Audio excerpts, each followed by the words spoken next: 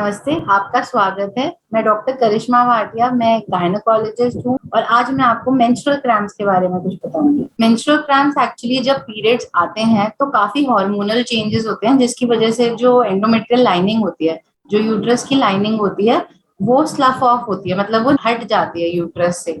जब वो होता है तो केमिकल्स रिलीज होते हैं जिसको हम कहते हैं प्रोस्टाग्लैंडिन्स। ये प्रोस्टाग्लैंडिन्स हमारी जो मसल्स होती हैं यूट्रस की, जो हम मायोमेट्रियम कहते हैं, उसको कॉन्ट्रैक्ट करता है, जिसकी वजह से खिंचाव की वजह से क्रैम्प्स होते हैं, जो हम डिस्मेनोरिया या पेन की तौर पे हम जानते हैं।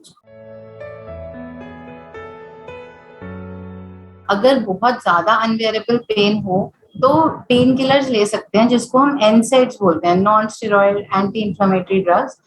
इससे 70% महिलाओं का पेन रिलीव हो जाता है। जिनका इससे भी नहीं होता तो ओरल कॉन्ट्रासेप्टिव पिल्स का भी हमारे पास ऑप्शन है, लेकिन मोस्टली 70% पेशेंट्स में हमारा सिर्फ एनसेड से ठीक हो जाता है पेन।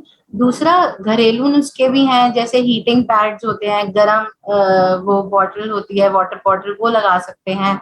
पोजीशंस होती हैं, जैसे अगर आप फीटल पोजीशन में सोएं, जिसमें आप अपने पैर अपनी चेस्ट की तरफ ले जाते हैं, पैरों को मोड़ लेते हैं, नीज को मोड़ लेते हैं, उसमें भी पेट पर से प्रेशर हटता है, जिसकी वजह से क्रैम्प्स रिलीव हो सकते हैं। कभी भी ये नहीं सोचना चाहिए कि भाई दवाई ले ली तो प्रॉब्लम होगी, या एक मिथ होता है कि फर्टिलिटी अफेक्ट होती है पीरियड्स के पेन के लिए दवाई लेने से। ऐसा नहीं होता।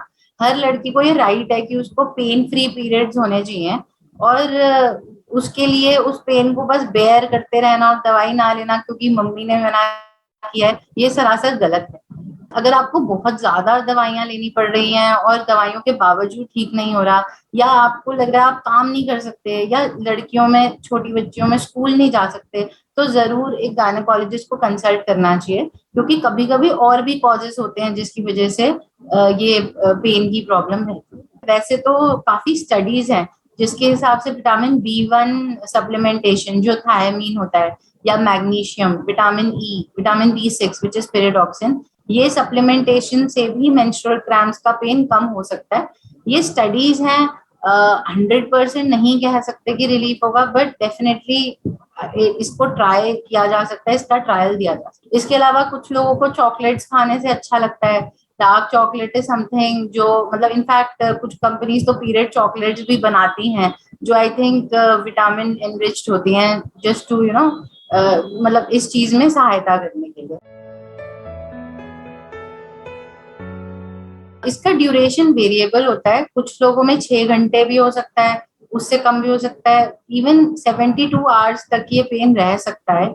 लेकिन अगर इसके आगे भी ये पेन रहता है, या पीरियड्स खत्म होने के बाद भी पेन रहता है, तो वो नॉर्मल चीज नहीं है। तो उस केस में आपको जरूर डॉक्टर को कंसल्ट करना चाहिए। नॉर्मली इसका स्टार्ट तब होता है जब आपके पीरियड स्टार्ट होने वाले हैं, या कुछ लोगों में बिल्कुल स्टार्ट होते ही होता है। जनरली जो हमने देखा है, वो पीरियड्स के स्टार्ट होने से पहले ही पेन स्टार्ट हो जाता है, क्योंकि वो थोड़ा टाइम लगता है ब्लड को नीचे आने में, बट प्रोसेस स्टार्ट हो जाता है। बिफोर पीरियड्स मेंस्ट्रुअल क्रैम्प्स आना बहुत ही कॉमन है, क्योंकि जो प्रोसेस होती है, जो केमिकल चेंजेस होते हैं बॉडी में, वो स्टार्ट हो चुके होते हैं। तो इसीलिए लगभग काफी महिलाओं को 1-2 दिन पहले ही फील हो जाता है कि हाँ, हमारे पीरियड्स आने वाले हैं, हमें क्रैम्पिंग हो रही है। आफ्टरवर्ड्स ये होता है कि जैसे 5-6 दिन आपके पीरियड्स रहें, उसके बाद भी आपका पेन परसिस्ट कर रहा है, या साइकिल के बीच में पेन हो रहा है, तो वो चीज एक नॉर्मल नहीं रहती। हाँ, साइकिल के बीच में बिल्कुल जब ओव्यूलेशन होता है तब भी थोड़ा पेन हो सकता है, उसको मिटशेलमर्स का नाम दिया जाता है, जिसका मतलब मिड साइकिल पेन होता है। वो ओव्यूलेशन की वजह से होता है, एग रिलीज होने की वजह से होता है, वो भी नॉर्मल ही कंसिडर होता है। तो इसके अलावा अगर आपको फिर भी दर्द होता है, या इंटरकोर्स में पेन है, या आपको यूरिन पास करने में या स्टूल पास करने में पेन हो रहा है, तो उसको हम नॉर्मल नहीं मानते हैं, और ये रेड फ्लैग साइंस होते हैं।